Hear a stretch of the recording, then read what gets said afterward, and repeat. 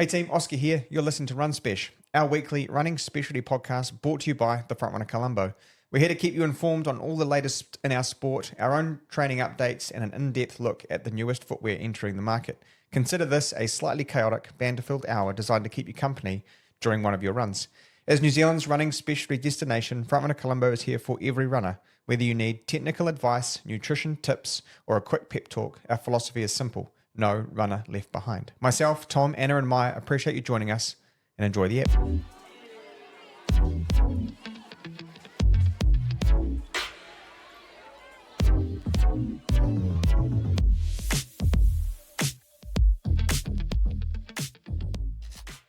Hey, it's Oscar from the Frontrunner Colombo. And Tom from the Frontrunner Colombo. And Maia from the Frontrunner Colombo. And you are listening to Run Spesh, our weekly running specialty podcast where we talk about running and stuff in the hope that we can keep you company on one of your long runs during the week. Sometimes in the car, though, as we found out. Yeah. Sometimes on the bike, as we found out. Sometimes on your couch with the TV on, which just is a little bit weird. I still can't quite grapple with that. But you love the idea that someone loves A you little so bit. much A that little they bit. want to cuddle on the couch on a Friday and watch you talk. That's weird. The cuddling bit. I could have lived with the sitting on the couch watching us talk when they're sitting on the couch and cuddling. I've been watching At Home with the Furies recently on Netflix. That's quite hilarious. Are you comparing like- us to that? And well, no, I'm saying like it's a lot more entertaining to watch that than I would find to watch us. That's true. But you Shit. did sit through the whole episode a couple of weeks ago. Yeah, I did. That was the first one Well, yeah, the first because one they didn't. I wasn't on it. Yeah. So That's true. I would say that the week you came back after that, when you weren't on, you did have a little bit more like, let's get a bit more prepared. yeah, because like I said, that was a ping pong of ideas just bouncing off the walls in here, Yeah, well, we which need is fine. We need our stabilizer. I don't know how I've become the stabilizer. Well, you just. I think it's just- very obvious how you are the stabilizer because it can't be that. Yeah, it could be you though. Well, I'm not consistent enough on the podcast itself for that to be me, though. You're like always on, except for that one time, which we know what happened there.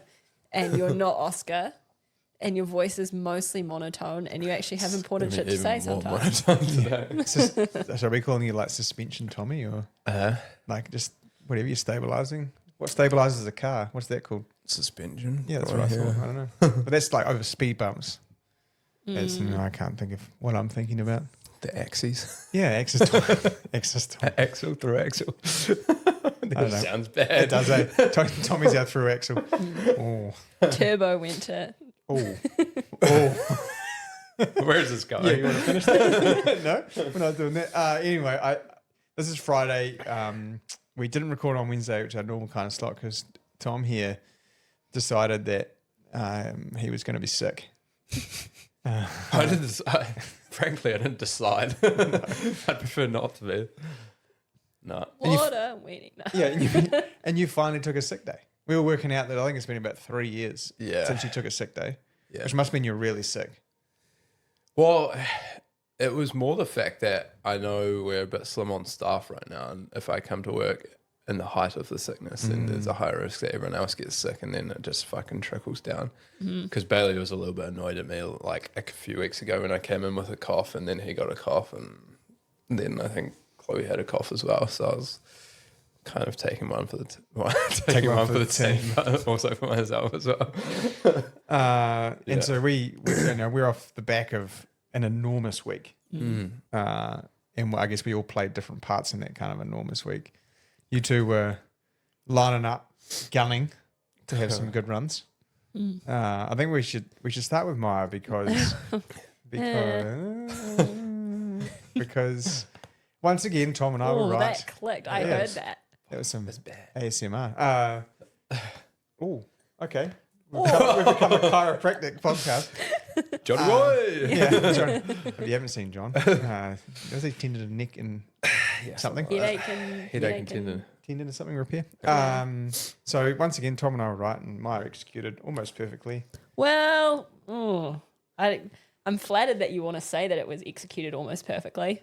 You clearly haven't logged on or like looked at my Strava the individual splits. I ran 4.5K at close-ish to maybe a 5K PB pace at the start. So no, I didn't execute it almost perfectly. So you ran a half.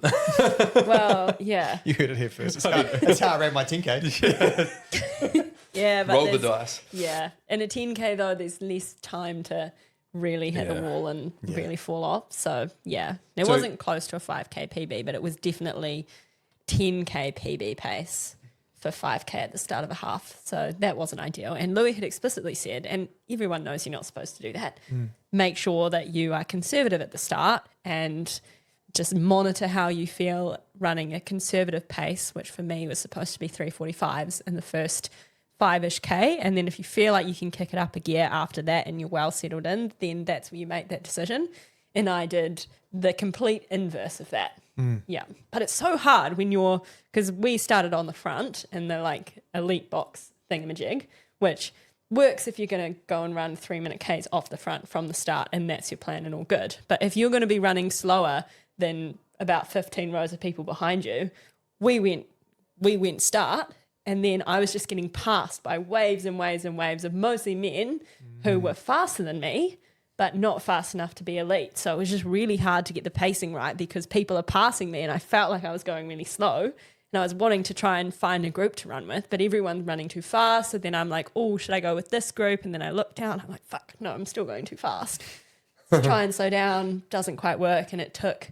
up until that turnaround up by Fitz Ave where I was like, okay, I feel like I'm starting to settle into where I need to be. And I was feeling like the effort was definitely too hard and I made quite a conscious decision to slow down and just run my own speed.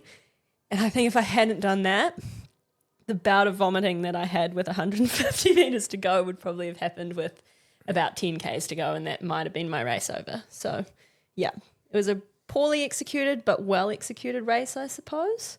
So yeah, It was gritty. it was very gritty. Some like that, a half marathon is that. Yeah, It's a gritty distance, and sometimes you do, like I've been there. You run I ran a 10K PB through halfway at World Champs, and then paid the price enormously in the back 6 or 7K. But you just grit it out because it's not like it's that long. You just like suffer. But no, you're downplaying the vomit. Yeah. Oh no, it was an impressive vomit. Yeah, I wish it was on camera. Yeah, I went through the race photos and it wasn't really captured on camera by anyone really. Which might be good for you, but not for us. Yes, good for me. Well, in some ways I wanted, like, it was quite funny to have like a record of, because there's pictures of me with like you can, because my like crop top and pants were black and my vomit was like kind of gel colored. So it was like little whitish brown stains all over my like chest and arms and stuff. I want to know how you got it like on your shoulders, because when so the first thing you said, because I was wandering into the start line, into the finish line, sorry, and being like, and the first thing he says is, "Don't hug me." Don't touch me. Don't hug me. I'm covered in vomit, and then there's like a little gap. You're like, it's my vomit. But I'm See, I don't even remember that like interaction. That's how loud it probably was. I'm just going to wind that back. So morning of the race, you guys had kind of come up with some sort of plan. What did the morning look like for you? What time did you get up? What time did you jog down to the park? How did that kind of look? I got up at 5:20, I think, which I set my alarm for 5. I often do this. I set my alarm and then I lie in bed for a bit and maybe go on my phone for a bit. And I got out of bed at 5:20. And had I always have like a very small black coffee because I don't like having too much liquid or any milk or anything like that. So I had my little instant black coffee, 1 piece of toast with honey, and then about a half bottle with just a little bit of like carb mix and electrolytes in, and kind of slowly consume that up until 6:45. I think that's when I left the house, and then I met Tom on Papanui Road, and then we jogged down to the start together. I looked like, and I had this pointed out to me afterwards by Cam Clark, I looked like a trail runner because I had my pack with my shoes in and my track pants and like basically everything I thought I might need, because it was too close to bother like trying to drive down, but there's kind of a lot of extra stuff that you need to have at the start finish area. So yeah, I was really loaded up.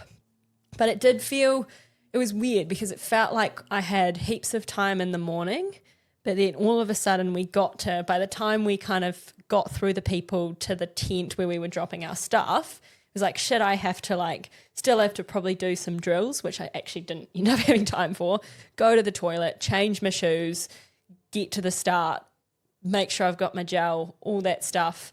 To like, we probably only had about 20 minutes, so we would have arrived there at 7 and we kind of wanted to be there by 7:20, 7:15. So I felt kind of rushed actually getting to the start.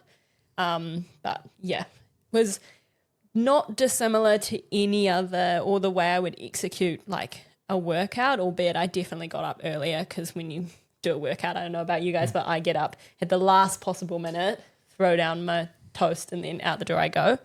But I do think maybe part of the reason, like because what I was throwing up at the very end was quite liquidy, and I think maybe the carb drink didn't sit super well, and that was just in my stomach absorbing gel, and then I just had a bit of a lot of stuff sitting in there, and then it just carried with me for 21.1 Ks and then was just waiting ready for me to overreach, and then out it came. Woohoo. It's also quite like I couldn't eat that close. Like even though I was only running 10K and not terribly serious, but I still ate at 4:30. Like I need 3 hours. Yeah. And I didn't consume, I had just a little bit of water. Obviously you probably need a bit more carbs for the half, a little bit of water, and then I had a nootropics for 15 minutes before the gun. But yeah, I think I'd throw it up because the difference between racing and working out is that last 150. Like it is, because you find you probably work out in third or fourth gear. Yeah. And you might think it's fifth because you've got training fatigue. But when you get to the race and you're fresh and you're ready, actually you're fifth and sixth gear. Yeah. And then that, like, I have experimented with both. I was up at 4:30 anyway because I think the dog was awake. But dog knew it was up. Yeah. I think that's really interesting. You're talking about not the trouble. I can't think of the fancier word for it around getting passed by all the men. Yeah. Like at the start line and trying to figure out where in the world like you needed to be. Yeah. It's really hard, particularly if you don't have heaps of experience over the half marathon. That's a tricky one. Well, as I've been told by some wiser than now people, apparently it was my debut half, so no experience. No experience. So you did well then. So what was your finishing time? 1:18. Well, do we take net time or gun time? You take the crossing the start and crossing the finish. Net time. Yeah. 1:18:42. How do you feel about that? I'm happy with it. I knew I had like an A and a B goal, as you do. I wanted to break 80 and I knew that was definitely within reach.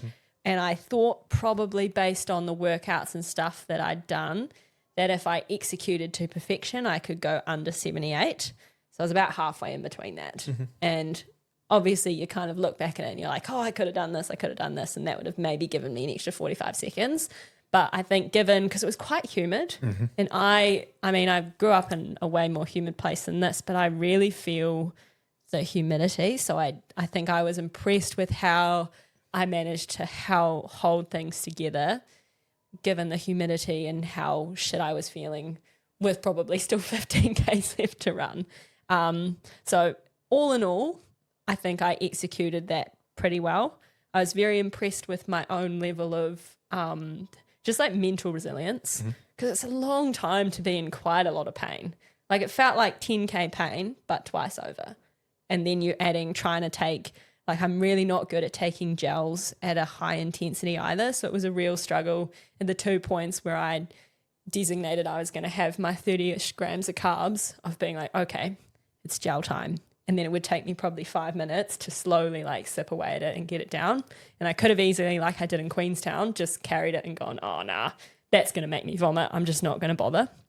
But I think if I hadn't had it, because it's amazing how even just having the taste of something sweet in your mouth kind of made me go, okay, there's food. There's science behind that. Yeah. The minute you're like there's some carbohydrate touches your receivers, your brain releases some more from the body because it knows it's about to get some more. So so that's why you quite often see some of the elite like sports teams, like Swish and Spit carb drink. They might not want to take it on, but it definitely felt like, and what I found out that I kind of knew this already, but in training I would always just like get it down me as quick as I could, like put it in my mouth and swallow straight away. But I was actually swishing it around in my mouth, mostly because I couldn't swallow it straight away. But that actually helped me to get it down more easily. I just let it sit there for probably 10-ish seconds, kind of chew on it even though it's really gooey, and then eventually swallow it. And that seemed to make it easier.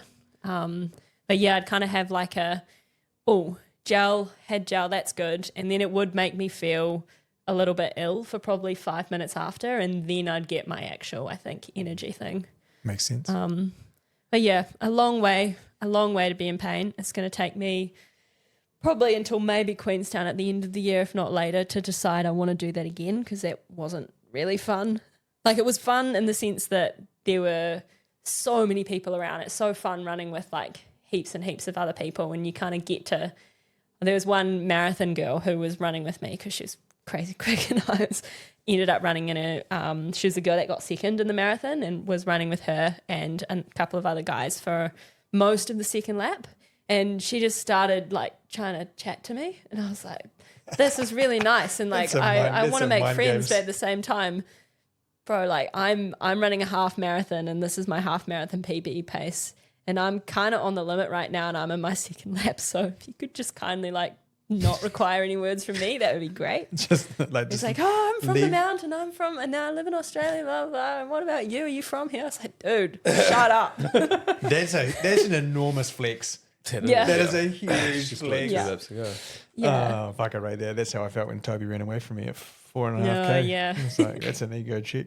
We'll get to me later. But no, I mean, I think you did really well. Yeah. And like, obviously the measure of the athlete is when maybe you make a mistake or you overcommit or things don't go the way you think in the first half, and then you find a way for the outcome you wanted. Yeah. Like, it's really easy to run well when everything's going well, you know, like whatever. But when you have some adversity, maybe you felt a bit stressed before the gun, you got towed along too fast in that first 5 or 6K, and you go, actually, no, I've got some tools in the toolkit to then get myself through to 18K. And then you're like, fuck, by the time I get back to the park, I can run this because I've run it 4 times a week for a year, and I know how far I've got to go. Yeah. Although interestingly, like you get to sort of 3Ks to go, and you're like, gosh, I've come all this way. Like, I can make it from here to here. That's fine. But that last sort of 3K was arguably still the hardest Always is. of the entire thing. Like you've got that mental kind of, okay, I'm nearly there. But the physical pain that you have to get through, which is still another, 12 minutes just under of agony. Yeah. I mean, Tom will be able to probably speak more to this, but you race 3K on the track. It goes so quick. The last 3K of a half marathon is the longest 3K. Like you're like 7.5 laps of track. I can do that. And then you look down, you're like, fuck, 200 meters. I'm only even 200 meters. I'm dying here. Yeah. I don't know what you guys do, but when I get to that point, I'm like, okay, I'll run a lap of the track. I'll get through one more lap. Yeah. And I like kind of break it down when I'm really in pain, like proper pain. And you're like, just run another 200 meters, half a lap of the track, whatever. And then you get down to counting arms. Like, I can't count arm swings. Oh, yeah. Like counting steps, basically. Yeah. 1, 2. Yeah, 100%. I'll be like, just count to 30. That should be roughly 200 meters. Yeah. Okay, 200. All right, count another 30. Like, just trying to find ways to just figure it out. You had quite a completely opposite end of the spectrum experience. Yeah. Tommy, which I think is, like, it's good, right? Like, so talk us through what happened. Other than the fact you were probably carrying a virus. Yeah. Yeah. Oh, I didn't feel flash. I've been wearing this Oura ring now, and it gives you like warning signs when your biometrics or something's off. And I had woke up, and I don't normally check it on race morning because I'm like, sleep is what it is. And it was just like flashing red, major warning signs, like something's up, blah, blah, blah. But I got up and I felt all right. And then that's just continued on, obviously, to this week. But yeah, I don't know. It was a weird one for me because I didn't feel flash from the start, and I didn't like go out super hard either. I probably went out the opposite way. Maia went out like on the conservative side because I saw you guys go off at like 3 flats. And I was like, well, that's my 10K PB pace, so I'm not going to do that. There was a moment when I saw 8:52 through 3K. I was like, I'm not making it home. Yeah. Oh, hell, we've done a thing. Yeah. Anyway. Yeah. So I just kind of got through that, and then it was actually, I think, from about 4K into the race, I ran the rest of the race by myself. So that was great. Until actually Caden caught me at like 9K. And I remember you saying he was doing the half. And I was like, fuck, I swear he's doing the 10K. I was like, he came past me. He's like, oh, get on, Tommy. I was like, sweet. We'd just passed Jules and Seamus. Mm-hmm. So I think it was I was in 5th then. And I was like, oh, this is awesome. Like, just running behind Caden. He's super smooth. Started feeling real good again. And then he just stops at 10K. I was like, oh, fuck's sake. I just got this whole lap by myself now. Yeah, but he was tapping along at normal Caden pace. Yeah, it was just a weird race. Like, didn't get going, and then started feeling quite good around like 13, 14K. I was like, okay, sweet. Like, I can see Goody and Isaac maybe like 100 meters up the road or whatever. And I was like, okay, if I start picking it up now, like there's a chance I catch them. And then I got to Pomeroy's, Little Poms or whatever it is. Mm-hmm. And we're going into the river trail, and there was just people everywhere. And I was like, fuck, I'm trying to take the shortest line, obviously, on the left-hand side, and that's just like clogged up. I started zigzagging in and out of people, and that's when I started cramping. Mm. And I was like, looked at my watch, I was like, fuck me, I've still got like 6K to go. So I got there and came round, went over the bridge and did a U-turn, and then I was just like, shit, this isn't good. Like, I like the heat normally, and like Maia was saying, it wasn't super hot, it was just humid. Like, you could feel the stickiness in the air. I'd describe it as dense. Yeah, It felt real dense. Yeah. And I think obviously now, knowing it was maybe a little bit under the weather. A little bit. He took a whole sick day. A little bit. Yeah, like obviously stuff wasn't firing, and I've cramped before. Like I don't think I actually said it after Queenstown, but I started cramping with like 3K to go. And I put that more down to like the conditions changing hugely and just seizing up because it got quite cold in that last bit in Queenstown. But yeah, I get cramp in my adductors. Yeah. And it's really, really weird place to get cramp because it's like, it's not in your hamstring, it's not on your quad.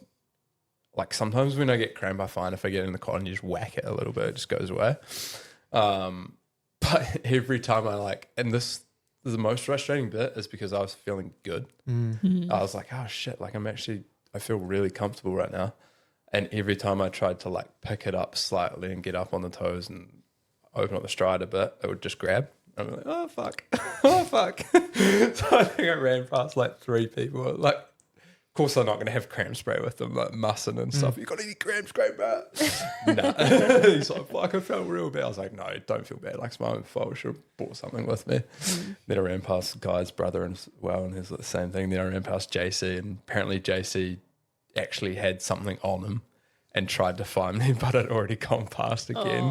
I was like, oh, shit. So, yeah, the last 5 or 6K wasn't so fun. I was more just trying to get my legs, my body, basically, to the finish line, which is a weird way to finish a race because you're obviously talking about, like, Maia's like, oh, I'm in a world of hurt, and getting to the last 3K felt so long. To me, it felt fine, but I was just, like, crawling along, trying to get there. Yeah, so, I mean, it's not the most enjoyable way to run a half, but in saying that, it was super fun to be out there because I've watched the race for so many years now. And obviously being from Christchurch, it's just like you get FOMO when you're on the sidelines or pacing, like I've paced it a few times. But to do the whole thing was cool and see all those people out there. Yeah, so it was just a bit of a shitter, but you have those ones, so there's not much you can do about it. Just like is what it is and jump on to the next one. So yeah, I mean, kudos for finishing. Because there was other people in our men's race who multiple people pulled out and just DNF and didn't finish and had issues. That's the thing with the half as well, and like, I think I'd already made up my mind before I started feeling average that I was going to do it regardless. And I said, like, unless I was woke up in like a pile of my own sweat kind of thing, then I was going to race. And now looking back on it, probably wasn't the wisest idea, but that's, I think you said it as well. It's just like one of those races, and it's weird because it's not like a world champs or anything, but it means a lot to us in the shop, and like just being from here as well. It's quite a big event that you want to be a part of, and you also have no idea like if you'll be able to do next year's, or like for me it was 4 years of injury, not being able to do it, so I was like, fuck it, I'm just going to do it. But yeah, I mean, I guess the positive out of it is I can still run reasonably fast, feeling reasonably average. Well, it's awesome. It's awesome for your half Ironman stuff. Yeah. Because, 107, feeling a bit average is probably definitely capable off the bike on a great day, right? So you're just trying to find that, that let's call it the working man's gear. Yeah. Trying to deliver it. Yeah. No, so I mean, I'm fine with it. Like, I think that honestly the most annoying thing when stuff like that happens and it's kind of out of your control, is like, it just feels like a lost opportunity. Yeah. And you only have a finite time in the sport and you want to get the best out of it. And I think I talked about it last week. It's like just trying to find the limit, and sometimes stuff comes up and you just can't do anything about it. And that's sport basically. Yeah. It's crazy to think that maybe when you start, and like I had a reasonably reflective week, but like it is crazy to think, if you live to 80 years old, you might get 15 goes, like 15 years of your body giving you that thing at the top level or whatever it is. And then you're like, oh, fuck, I'm like halfway through that. I'm over halfway through that. You know, like how many, and then you go, and I had the same mentality as you. Like I had a grade 1 calf strain from Tuesday's workout. Putting spikes on, running on the ground. I put my spikes on and did a grass workout, which was probably a bit goofy, but I wanted to. Now that the hindsight of looking back on that now, you've got to be just like, what the fuck was I thinking? Honestly, I was just thinking, may as well try. May as well try the week before my race. Yeah, why not? Well, the race was never a race. Like it was a workout. It was a workout for me, and I was trying desperately hard to wake my system up. Like just something to get me going again, because I honestly think the weather played a huge role in that as well for a lot of people, because you wake up and it's muggy, it's grey, it's not like ideal conditions compared to like if you woke up on Monday? Yeah, Monday morning was unbelievable. Yeah. Beautiful. It's like, where was this yesterday? Yeah, and I'm limping down Rocky North Road to him 40 minutes, like clunk, clunk, clunk, clunk, clunk. Like that's exciting. That gets people excited. That nice weather, like that's what you train all these weeks for. So much easier to feel good and convince yourself you feel good in that kind of sunny, cool, low humidity stuff. So I went into full get myself to the start line mode from Tuesday. Yeah. And everyone pitched in, do my thing. And I was feeling okay at the shakeout run, which was amazing. The shakeout run on Saturday, we had like 300 something people. Yeah. It was crazy. And I tried not to say anything inappropriate. I don't think I said anything inappropriate. No, you did well, mate. Yeah, thank you. Appreciate that. Pretty professional. Very professional. Yeah, but we'll talk about that stuff a bit later on. But so I felt okay there, and then I was like, fuck, I might as well have a run. I don't think standing up at the Expo for 8 hours did me any favours, like being there all day, but loved being there. Because I wasn't worried about racing. I was just happy just to yarn and talk to people. And lots of faces that I hadn't seen in ages. Come back out of the woodwork, lots of new faces, people from overseas too, Aussie, but then also like Auckland, Wellington, Tauranga, people who follow us or whatever. So it was really nice to catch up with them. And then woke up 4:30 Sunday morning, was like, yep, I'll have a go here. Why not? Spent 20 minutes getting my ankles moving on my wobble board and my band, just to try and be able to get full flexion and extension out of the joint. Can you tell he's 35 on Sunday? Yeah, I am 35 on Sunday. And then, knowing how much work, and then obviously the calf strain on the Tuesday, I was like, I was trying to be realistic with, what was... I heard Wayne specifically say, do not race. He told me not to. However, I am 35 on Sunday, and I accept full responsibility for my body. It's just like, why? So I don't give a fuck. I love Wayne. He's so to the point. Oh, It's don't do this. I'm like, whatever's about it, you might tear it. I'm You're like, never questioning what he's thinking. saying. So anyway, I did a stride out. I felt fine, and I was like, "Fuck it, I'll take Toby off the line." Like, Take it off the line. I did one stride out, and I was like, "I can run 3 minutes. I'll be fine. Okay, I'll be all good." Which is the first stride out I've done in 2 weeks because obviously, I was sore. So I was like, well, I'll pace make and then I'll take Toby as far as I can and then I might drop in the pocket and help Julian and whoever's with Julian for a bit. And then if I die completely, then whatever, I don't care. That's fine. But yeah, my perineal tendon was super inflamed after about 3K and the fast hours were not the choice for an inflamed perineal. Oh. And I was very sore after about the turnaround, the U-turn. Yeah. Fuck, I was like, I can't get around this way. I had to like basically stop and turn on my left leg and then like Could have done that Japanese U-turn. I should have. Toby did it. Did he? He fucking did it.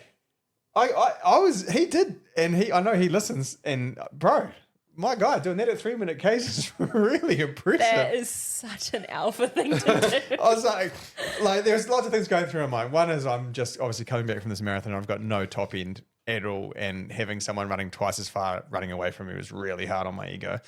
But he's obviously class. And, to run 63:15 solo was fucking bonkers. That's nuts, especially in the traffic. And the traffic of the people and the environment, like that is bonkers. And he can swing that hammer over the finish line all he likes.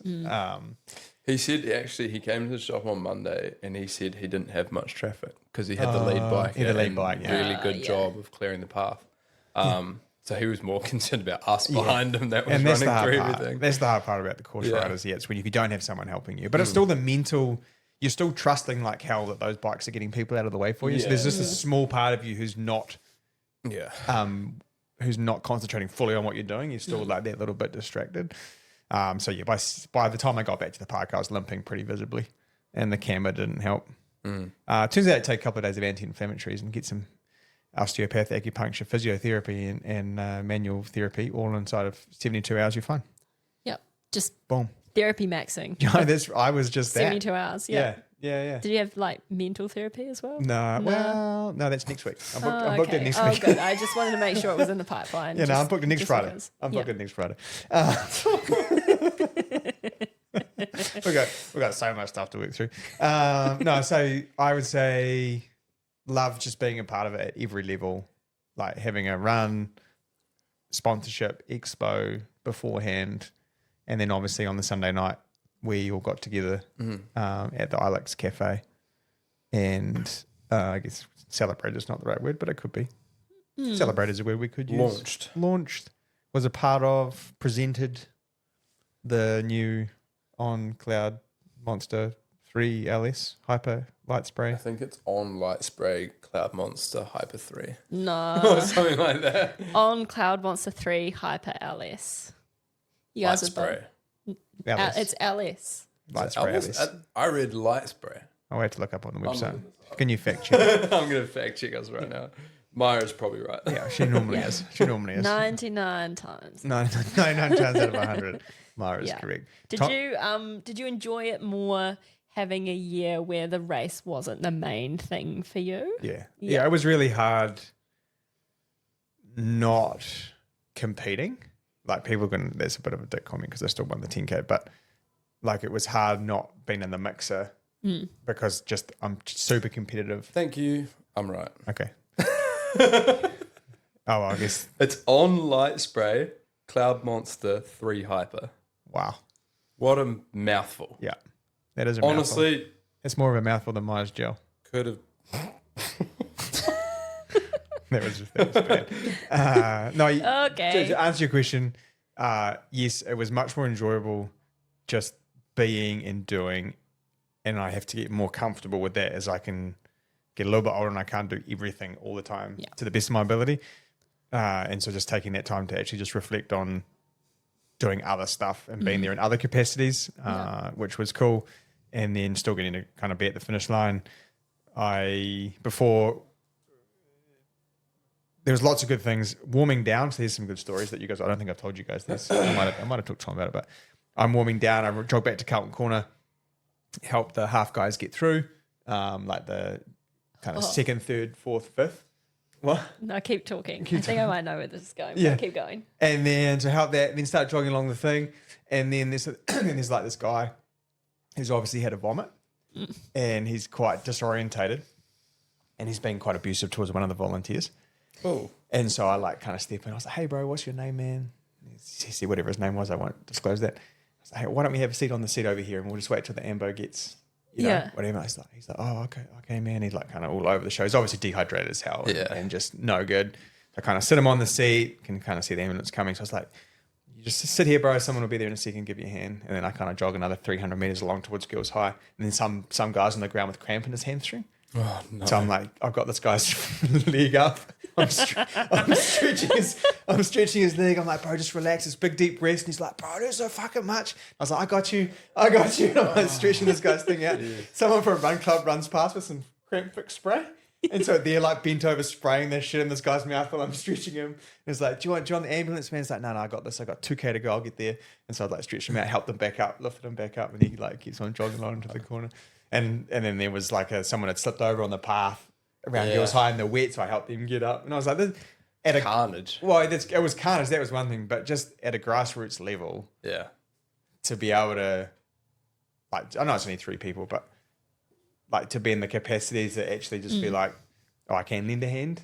Yep. It's not all about me racing or running, or there's other things that you can contribute to people's experience on race day. And those 3 people have no idea who I am. And that's Well, but wouldn't it be funny though if like you popped up in an Instagram ad or something later that day or this week or whatever, and they're like, that guy was holding my bloody leg up halfway through the half marathon. And funnily enough, Sean McWhirter had been watching. Yeah. He'd been further down and he'd been watching. Like, bro, did I see you stretching some guy's leg? And I was like, yeah.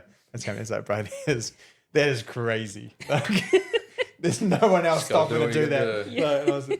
So that felt, I'm not trying to blow my trumpet, but that felt nice to be able to just have the energy to go around and just clap and support and dish out some high fives and, be there for everyone else. And from what I can gather, this Christchurch Marathon handed out the most violence out of any of them in terms of like people dropping and vomiting ending up in ambulances. And I mean, you also too, like 2,000 more people on a 10K circuit. Like I think that's the limit. Yeah. And it has to be 2 laps. Now it has to go to 1 lap for the half and a 2 lap for the marathon. You just can't have, it's too many bodies. It's just too many bodies, and at some point it's not enjoyable, and like you have to give people space. And I think we've probably reached that point now where people are like, they want to have more enjoyable experiences, get more people on the course. It's time. You could not put another 2,000 people out there. Like it wouldn't work, because it's not like there's 10,000 people spaced evenly and appropriately across the whole 10K. Like it's like a tsunami. and it's like it's huge around the 3 hour marathon group, like the 75-minute half, the 3 hour marathon group, the 4 hour marathon, like the swells of people trying to break those kind of marathon barriers was just huge. And you think about it, well, we see it when we're like finishing our half or whatever, and we're few and far between, you know? So like, yes, it affects us running pretty fast at the quote unquote elite end of it. But at some point, surely you've got like very slow or like walker half marathon people getting passed by large portions of like 4 hour marathoners. And that you've got a dense row of people on one side and then equally busy people passing. And that to me just doesn't compute. Because at least with us, there's like one of us going through like every minute. Yeah. But if you double layer that with like slow half marathoners and medium marathoners, it can't work. No, and when I stood at that corner where the bathrooms were about 300 meters from the finish line, like it just wasn't working. Like I almost felt bad for the volunteers in there because they're just trying to,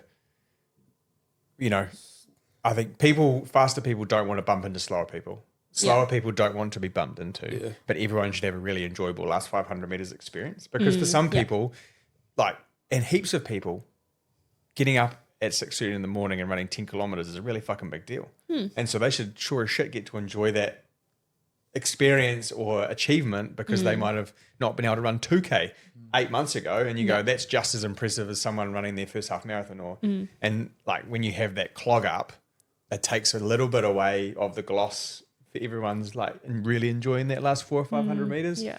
And I think that's important because that's what you get sustainability in terms of like numbers coming turning up back. every Yeah. year. Like I had a great experience. I loved my last 500. The crowd was pumping. You know, I got to see the finish line, like all of that stuff. So I do hope that we come to some sort of headway on just getting that 2-lap course back. And the 4-lap was great. I was in the room helping with that and trying to get the race back on track. And I think it served its purpose up until a point where the numbers are so big now. Yeah. That it's time. It's time. The And final we have the countdown. perfect place for it. We do. Can't say. Yeah. I don't think I'm going to get my way, so that's right. That's fine. So just to wrap that off, the men's half marathon, Toby was first in 1:03:15.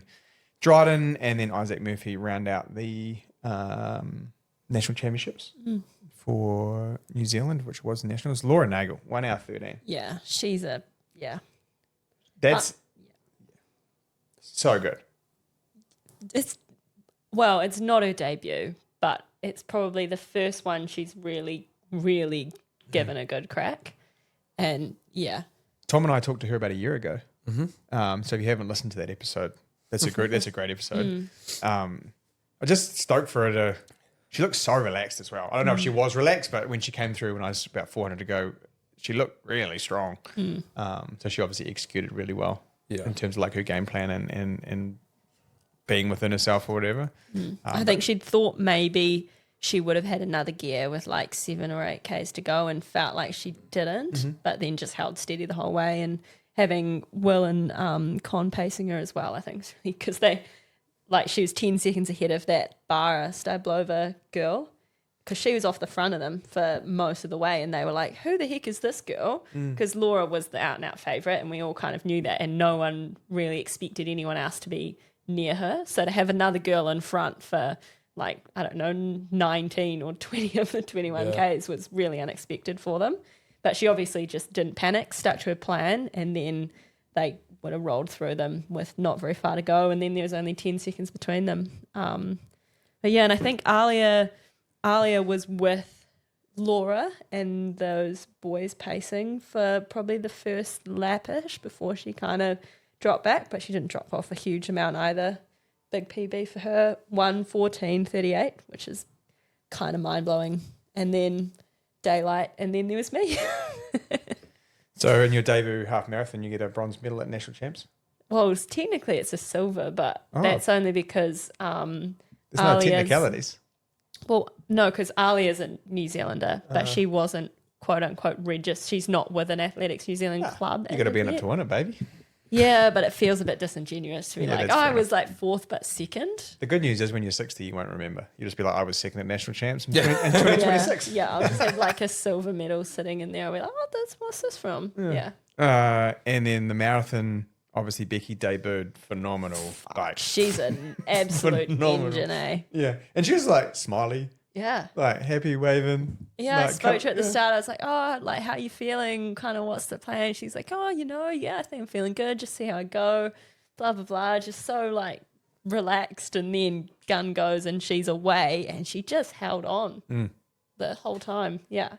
So, I mean, that's exciting. Very excited for New Zealand. Hopefully she enjoyed running the distance and then wants to continue down that line and I guess see what she can execute in the future.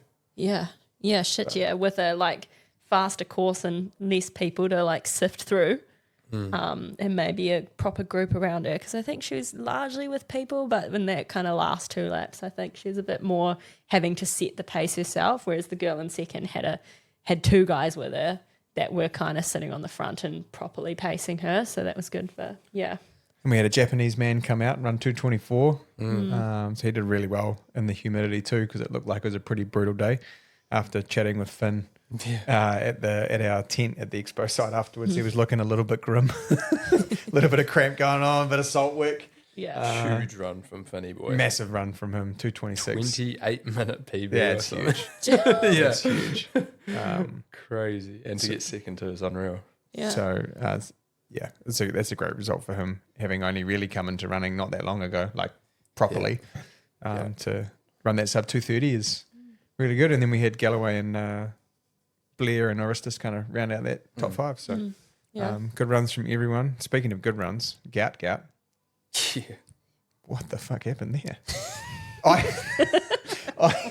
I read somewhere that they're going to go measure the track because in the 100 there was like 9 guys ran PBs. For the 200, that final, every single one ran a PB, I think, or a season best or whatever. But it wasn't like it was close. You know, we're talking like milliseconds in these kind of races. It was like half a second. Yeah, fuck that. So it was a bit.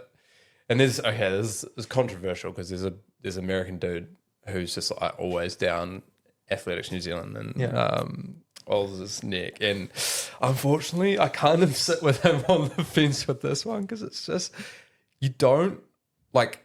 So Gout's PB before this was 20:02, I believe. That's half a second off what he ran, and I know it's nationals, so they're peaking. But then I think to have first, second, third, fourth, fifth all run almost half a second faster than I've ever run before is a little bit odd to say. Yeah. Like, it's just a bit strange to have it all happen in the one race. There was no, like, noticeable wind either. Well, that's the thing. Like, if you watch the race, you can kind of hear there's wind there. They say it's only a 1.7, but to me, I've been in athletics for a while, there's big, like, what are they? I don't know what those trees are called over in Oz, but the common ones there, they're quite large trees. Gum anyway. trees? Gum trees, that's one. And they, you can see them moving in the background. So I'm going to assume it needs to be over 2 meters per second to move a tree that big. And then also, like, someone points out the windsock's like straight. And normally, like, if it's under 2 meters, it's like kind of moving a little bit, but it's not like. And one of the guys who actually races in Aussie posted a video of him leaving the stadium, and he's outside the stadium, and there's shit just blowing everywhere. He's like, "Oh yeah, definitely 1.7 tailwind," and he's a mate of the guys who are in the race. Classic. So I don't know. Like, it's weird because no one will ever know. Yeah, because they can't They can't go retrospectively back, go and like and check the wind. It's tricky, eh? And then I was thinking, I was like, this is so bad to think as well. It's like, what are the downsides to Athletics Australia not recording the win properly and having their next superstar run a really, really quick time and get huge publicity? There's no downside to that. Exactly. There's no downside to that. Yeah. And who cares? Well, a little bit of credibility because people aren't stupid, and yeah. Well, I mean, if he had a run out of Bolt's world record, we might be questioning it a little bit. Well, more. he did. He broke Bolt's under 20 world record. But not the senior. senior. But yeah, no, like, regardless, if we're face value, like 19.6 is rapid.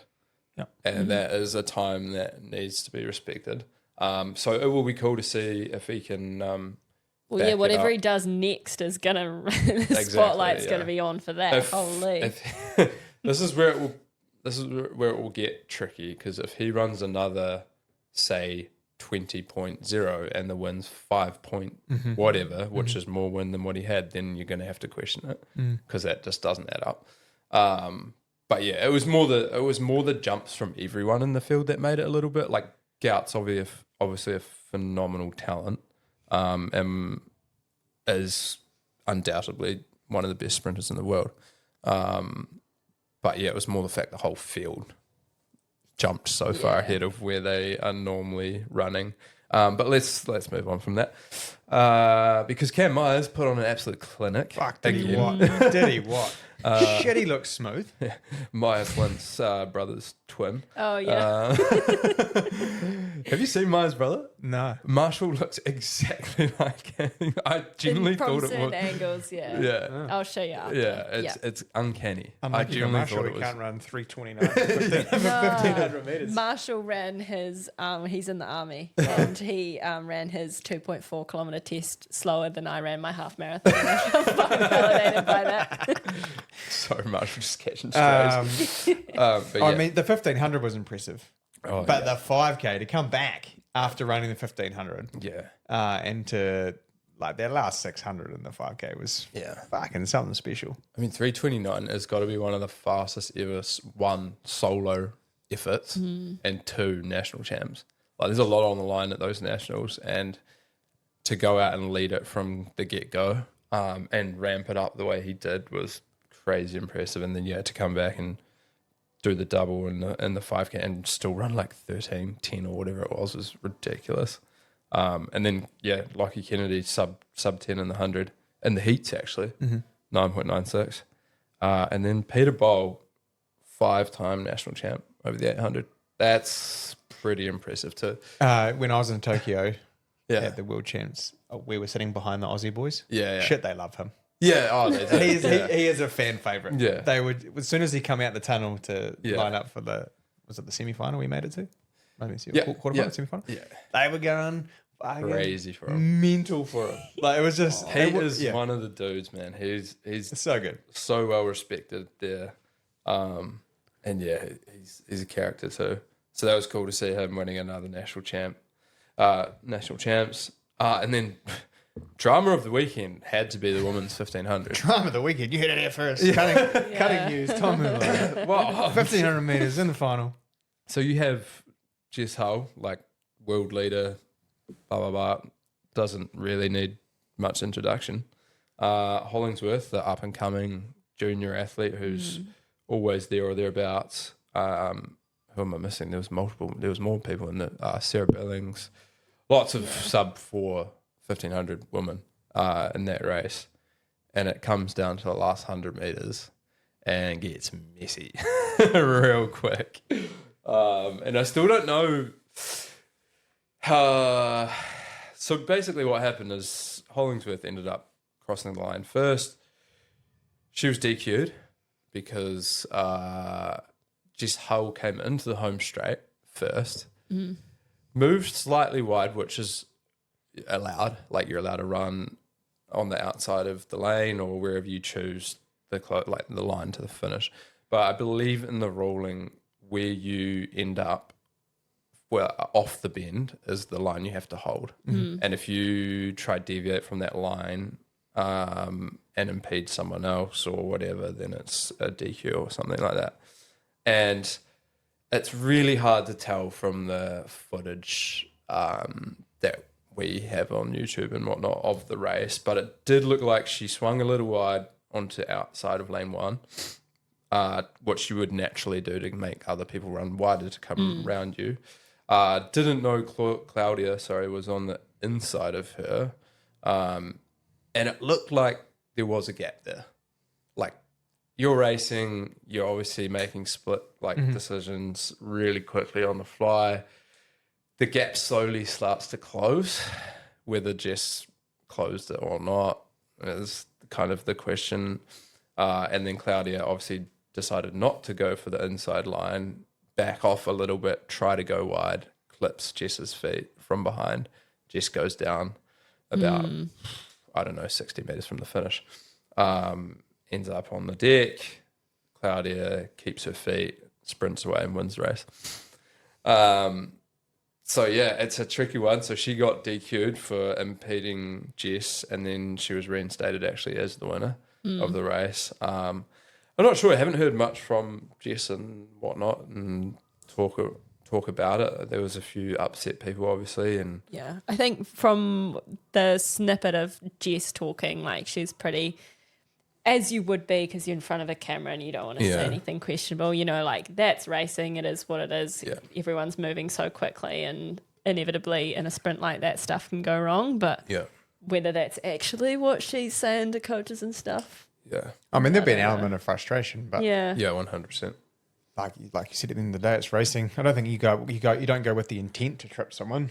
Yeah. No, Like, exactly. Well, of course not. Yeah. And it's just, I guess, unfortunate that it does come down to a 60-meter Yeah. kind of dash, and that affects the Yeah. the outcome of the race. But anyway, she returned the next day and won the 5K. This is just how we're talking about. She's not worried. And then Claudia came back actually and got second to Abby Caldwell in the 800, which Rosa was also in, and finished in 2:04, I think. Yeah. She's had a huge season, and inevitably, I think she's pretty knackered and will hope To hang on, Yeah. because for her that would have been like an October last year kind of start. Yeah.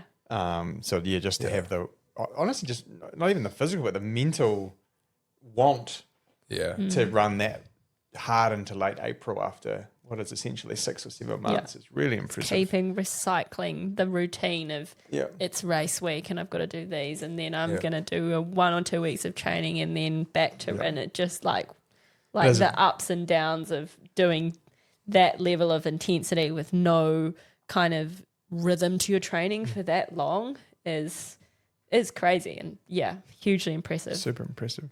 I do think Aussie distance running right now, especially in that women's middle distance, is crazy. Oh, it's one of the best in the world. Like those 3 girls should make world finals and Olympics. They're in a purple patch fairly consistently, and then obviously with old Myers and Ollie Hoare having a good run again, and that was cool to see. Actually, he'd struggled a little bit there for a while, but coming out and running 3:32 and getting second was impressive. Yeah, actually, what a weekend of sport to be fair. Like bloody Paris-Roubaix and Wout winning, that was a bit of a highlight. And Did you see how many watts he pushed? in the sprint, 1,280 something. yeah, that's not too bad. That's not going to mean anything to anyone, but like that is. At the end of 5 hours, Yeah. on the I reckon is impressive. For most people listening, if you went and sprinted up a hill as fast as you could for 15 seconds, you'd do half the watts he pushed for the 30. Yeah, or just go down. Just go down to your local gym and jump because on a I watt don't know bike. how and much faith I have in the whole Yeah, converting running into watts. It's not the same, but that's a lot. Yeah, it's a fair amount. The bike bends. Yeah, Like the bike will bend with that much power. Like is it the cranks that the pedals sit on? They will be bending. the top sprinters in the tour will push like 1,700 though. So it's like in relative retrospect, it's more the fact that it's 5.5 hours of racing, and then it comes down to a sprint finish on a velodrome, which is like the only monument in the world that does that. And then just to have Tade out in front in the worst position possible with Wout on your wheel is just like crazy. But the kudos to Teddy though, because he said, I think I listened to something he spoke about after. He's like, I know I can't beat him in a sprint, so I'm going to try 1,200 out. Oh yeah, And he then tried. He's I'm like, going to have a go. my legs were effed basically. He's like, I was fucked. There he had was to nothing work else I hard could when do. he had the bike freaking. Did he have one or more malfunctions during Tade? Oh, Tade had to ride on the Shimano bike for a little bit. And There's a then- great photo of him, an AI photo of him sitting in a Shimano wheelbarrow. Yeah, I saw the Shimano guys and went, we're never washing this bike again. Yeah. Anyway, we're right in the weeds there. There's some niche coverage. Well, we're Road cyclist Sport. Endurance efforts. The hard part about sport is sometimes we get hurt, and one of our favourites, our podcast favourites, unfortunately came out over the weekend that he has suffered like a stress reaction. Yeah. So Sam Ruth, after what would go down as the greatest junior season in history of distance running almost ever. Yeah. It is ever because he both Like, think about that for a second. Yeah, it's crazy. I had to really get those No one words in in the right order. history has had a season like that in track and field. So we And he's 16. undernard and talking about it, and I think like it's important to just so that he knows that we hope he's okay. And injuries happen and they suck. Yeah, it's part of the sport. And like, obviously when you're doing stuff that no one else in history has ever done, there is a huge risk of that happening. But we know the people around him, and he's going to be well looked after, and he'll be back running in no time probably. But yeah, I mean, it's running. Like, we know, and everyone else knows who's listening, it's brutal on the body, and sometimes it can be random, sometimes it can be accumulative and doing whatever and on the school playground. That's crazy. School playground. He's still at school. Yeah. He could be my son. Yeah. Legitimately, he could be my son. Yeah. No, I think I don't want to think about that. Yeah. And there's so many other factors like the stress of traveling. Yeah, I mean, you think about what he's done. Yeah, as it's well. amazing. Like, it's not something a normal 16-year-old does, especially at that high level. So hopefully it doesn't put too much in doubt for him for the back half of the year, and he can recover well, do all the right stuff, and then get back into loading it appropriately, and hopefully we see him at some start lines later in the year, whether it's Commonwealth Games. Yeah. I mean, the beauty of the fact that he is 16 and he's at the season of his life is that he's in no rush. He has got an entire long and hopefully very prosperous career ahead of him. Yeah. Lifetime, sure, that too. So, yeah, I guess the hope is that he doesn't rush. He's got good people around him. They'll be all saying the same thing. But just if it means not showing up to some of those big start lines, which it probably will in the back half of this year, it's okay. He's got next year. He's got 4 years from now. And, yeah. The longevity of his career is more important than anything else. So, yeah. Absolutely. So, get him behind him. Yeah. Send him some well wishes. Hopefully he's all good. But the racing does not stop. We have New Zealand mountain running champs happening. Toby is making it his one-man goal to turn up to every championship race there possibly is. He's really undermined my argument of not doing 2 New Zealand championships back-to-back weekends because that's my reason for not going, and then he's entered last minute. I wouldn't recommend it, but for lots of reasons. One, because I've got the benefit of a lot of hindsight.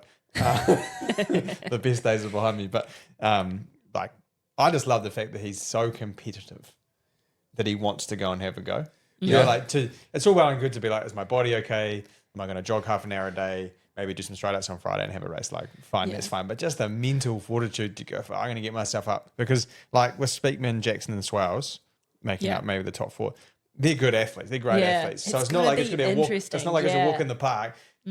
So, particularly maybe with the experience piece, with those other 3 guys have got, he's not going to be able to walk in there on tired legs. Yeah, and just make it happen. Because it'd be interesting to see whether he can, because out of those 4 and anyone else in that field, he's still the fittest guy on that start line. But he does have a 63-minute half marathon from 6 days ago in his legs. It's incredible. So it's incredible.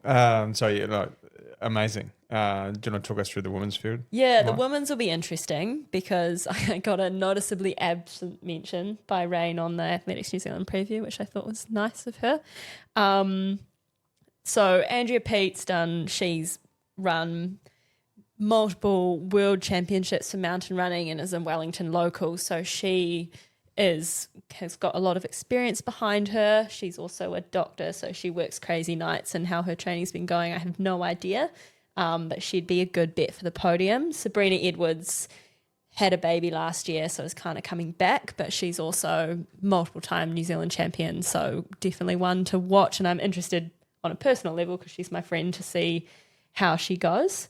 The name in there that I think no one else has really mentioned because she's kind of under the radar is Josie Wilcox. She was a D1 runner from a wee ways back and then got into mountain biking and cyclocross and was really good at that, but is just kind of a goated runner in general. And I'm really curious to see if I was to put money on someone to win it, I'd probably put my money on her, but I don't want to speak too soon. So yeah, we'll see. So for those people who don't closely follow, this is a pretty niche event.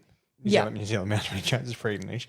It alternates years of an up year, where you might run just from the bottom to the top. It has to have a certain amount of elevation. I think it might be 1,300 meters from memory.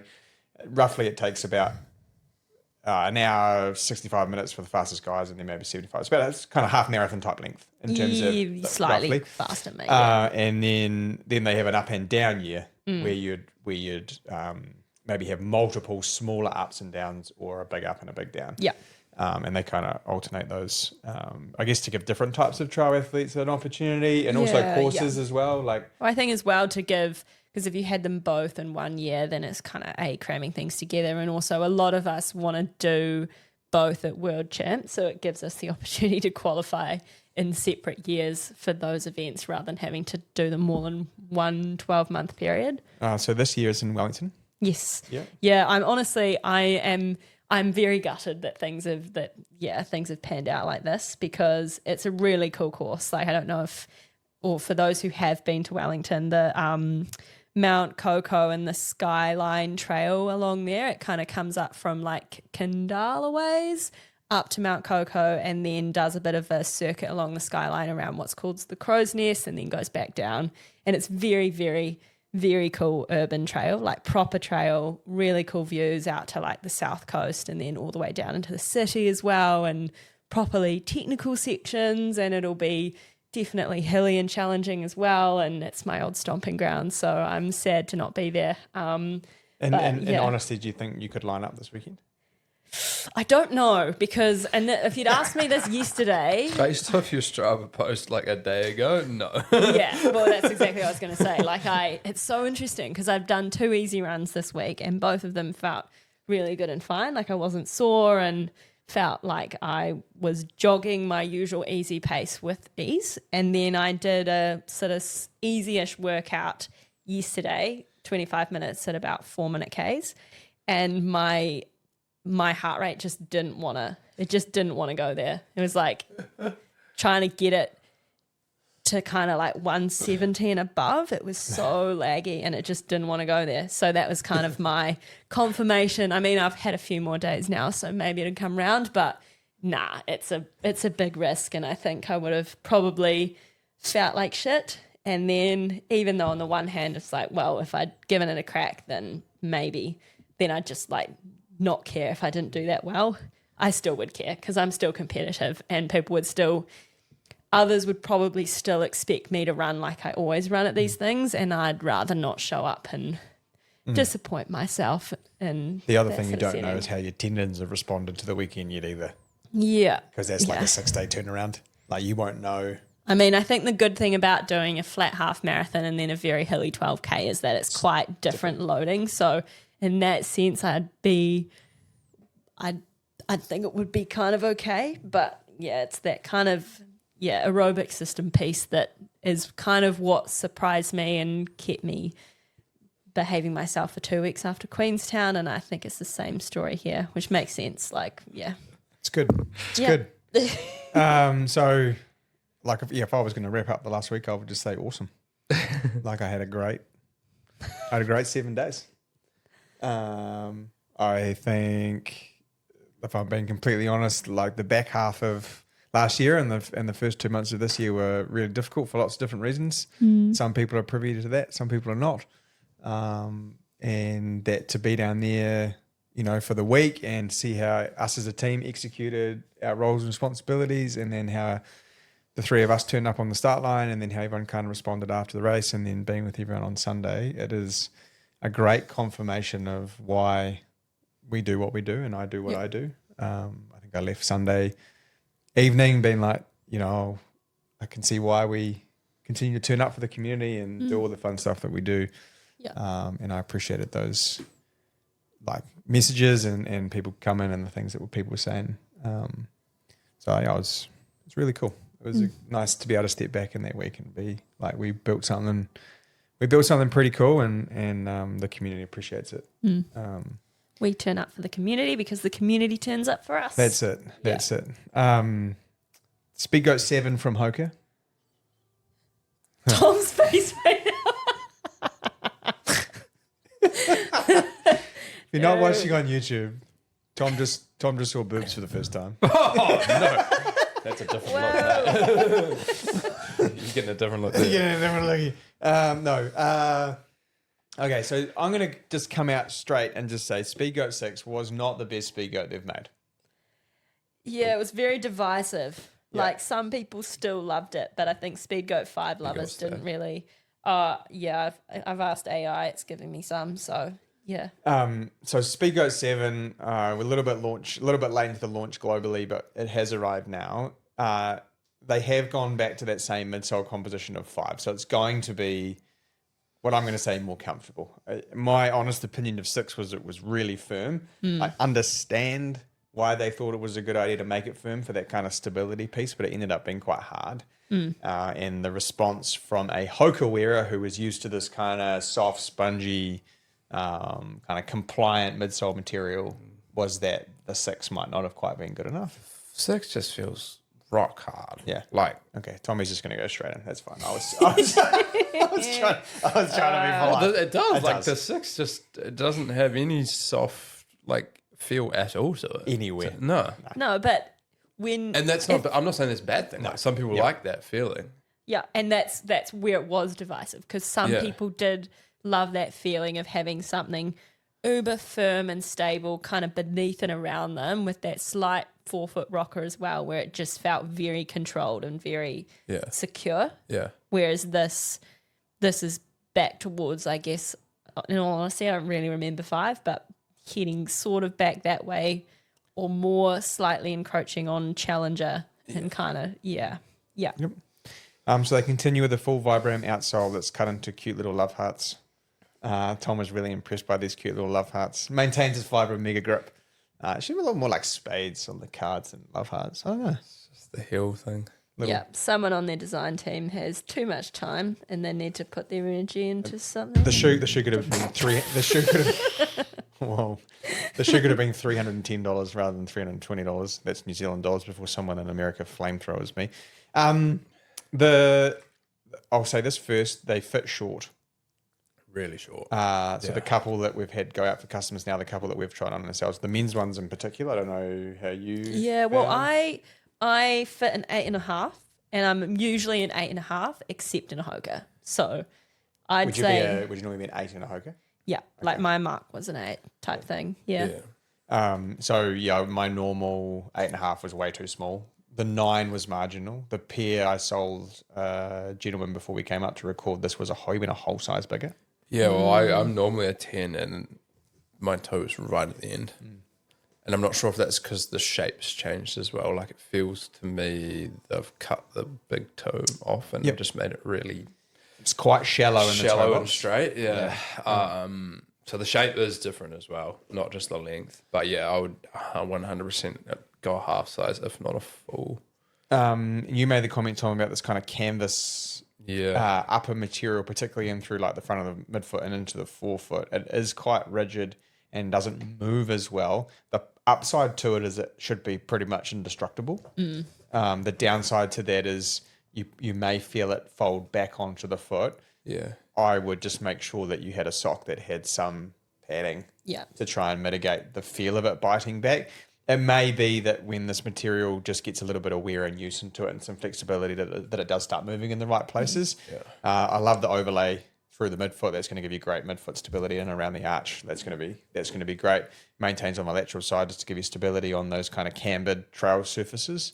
And obviously the side walls up into the calcaneus in terms of the midsole are going to give you good stability there too. So I guess they've tried to enhance some of those features and soften the midsole so you don't lack the stability the firmer midsole gave you. Trimmed it up so it's not so round in the front now too, so you should get a bit of lockdown across the top of the vamp. And then the flat lay tongue means that it won't move around, particularly on the trail. No gator trap this time round, but I'm sure they'll have some sort of... Well, they've given us this little hook, so... It says it's gator integration. Where? That's what this is. So that's coming off. That's That's a gimmick. I'll take I'm the getting statement a back stick then. stuck in there. Right, you got some stats there. Durable. Well, it is just super critically foamed EVA now, so that's going to be the soft. It feels like a similar compound to the Challenger, like Maia said. Vibram outsole. It's 5 mil drop. They still don't have a weight for it, but to me it feels a little bit. I've got 275 men's 9, 235 women's. Yeah, I believe that. About right. Size, whatever. Which it feels, considering the amount of Vibram on the bottom of this thing, it feels pretty light on for a Kick Rocks trail shoe with that much midsole in it. I think use case stays the same. Yeah. It's still the long day. It's a little bit closer to the ground than Mafate 5.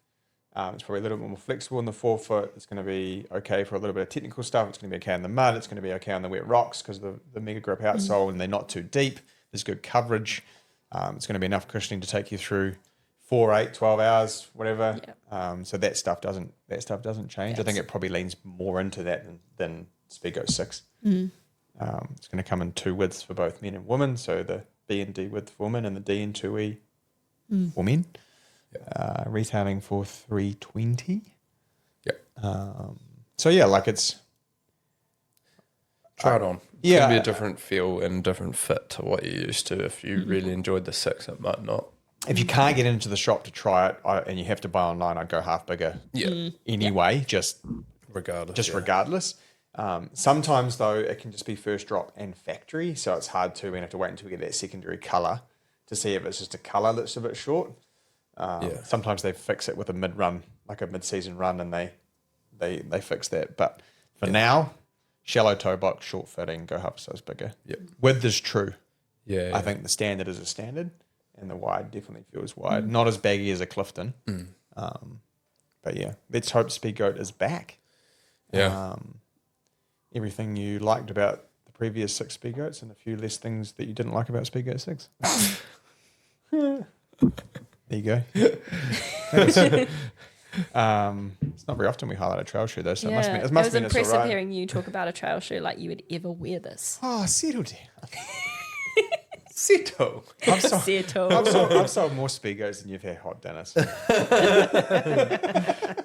Probably not wrong. It's not a lie. So anyway, Run Club's all finished up for the year. We are going to crack on getting winter grind sorted. We'll probably look at that next week sometime. Now that we've come out the other side of shenanigans, we've got a few interviews in the works for podcast episodes as well. But from me, thank you everyone for. It's been an awesome April so far. Have you guys got anything you want to add? Not really. Get a good head torch, layer up. Yeah, it's getting dark. Yeah. Quick. If you've got a gym membership, kiss that treadmill hello. And that's our cue. Was that below the belt? That wasn't. I don't know what that was. That was I've never seen that executed like that before. If you're watching on YouTube, sorry about that. You heard it, but you didn't see it. You're listening on Spotify. Inch your veggies. Okay.